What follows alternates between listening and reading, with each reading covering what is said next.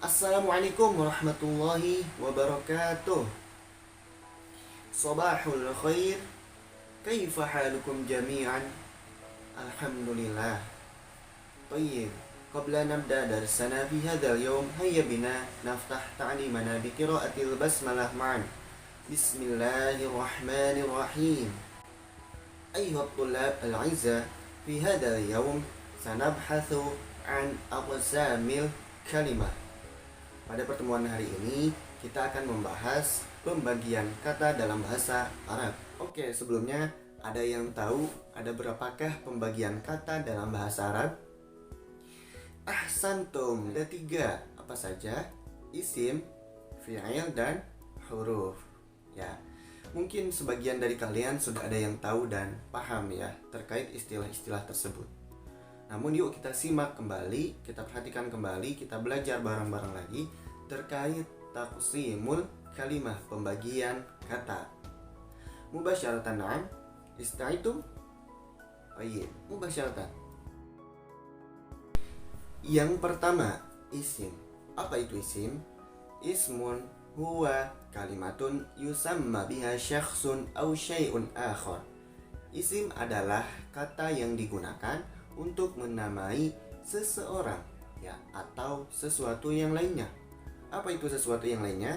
Bisa benda, bisa tempat, ya, bisa rumah, ya, bisa nama kota, nama buah-buahan dan sebagainya. Nah, itu mudah ya untuk memahami pengertian dari isim.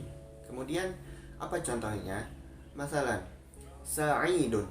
Nah, itu adalah nama seseorang, ya, Sa'id. Kemudian Baitun. Nah, itu nama benda.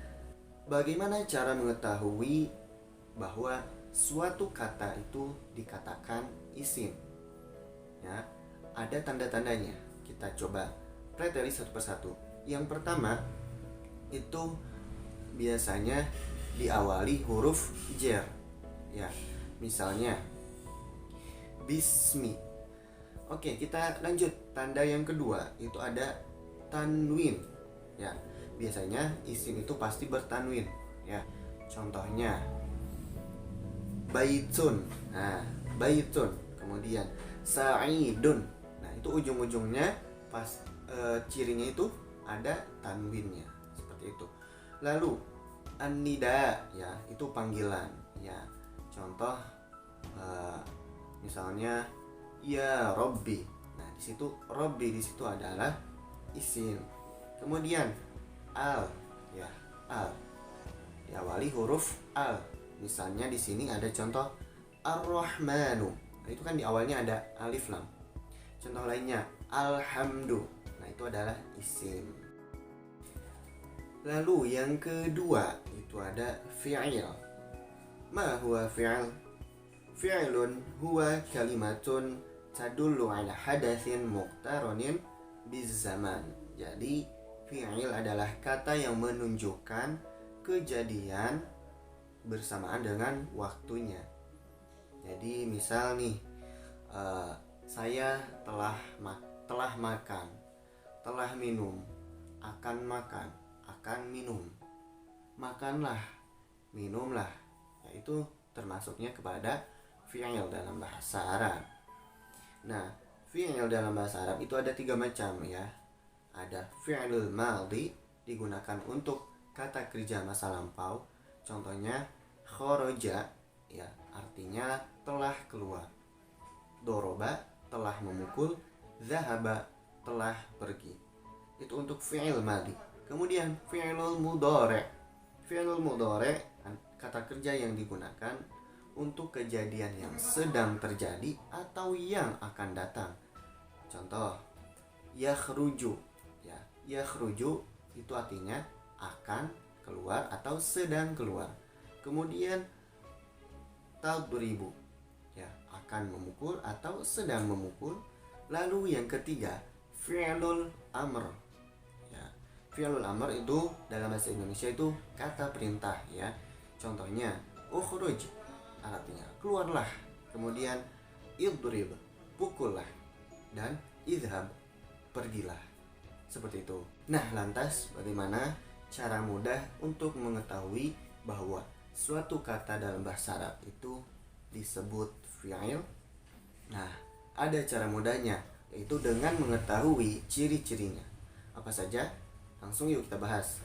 Ciri yang pertama itu ada kode, ya. Contohnya kode aflaha. Nah, aflaha di situ adalah fi'il, ya, yang diawali dengan kode. Ya, kode aflaha. Nah, itu adalah salah satu ciri bila setelah kata kod itu adalah pasti fi'il seperti itu. Kemudian sin, ya, sin yang artinya itu akan. Contohnya sayadkhuluna. Nah, yadkhuluna di situ adalah fi'il, ya, diawali dengan sa. Itu adalah ciri yang kedua. Lalu ada saufa, ya. Contohnya saufa ta'lamun. Nah, saufa ta'lamun. Ta'lamun di situ adalah fi'il, ya, diawali dengan saufa. Lalu yang terakhir itu ada ta'ut ta'nitsus sakinah. Tak tanis yang disukunkan. Contohnya zahabat. Nah, itu kita lihat dia itu ujungnya itu tak tanis bersukun, dan dia itu merupakan fi'lul madhi yang mana domirnya itu untuk goibah, ya, goibah satu orang tunggal. Lalu yang ketiga adalah huruf. Apa itu huruf? Harfun huwa kalimatun yuzharu ma'naha ma'a ghairiha minal kalimat. Jadi intinya adalah huruf itu adalah kata yang muncul maknanya apabila bersamaan dengan kata yang lainnya. Yang lainnya di sini itu bisa isim, bisa fi'il. Jadi dia itu nggak bisa berdiri sendiri yang namanya huruf, ya. Contoh deh, mudahnya dalam bahasa Indonesia. Misalnya ada kata ke. Kalau hanya ke, itu pasti timbul tanda tanya. Maksudnya ke apa? Kemana gitu kan? Ya. Jadi belum ada maknanya. Tapi ketika ditambah saya pergi ke masjid. Nah, itu kan maknanya itu udah kita dapat makna ataupun arti dari ucapan si orang tersebut gitu.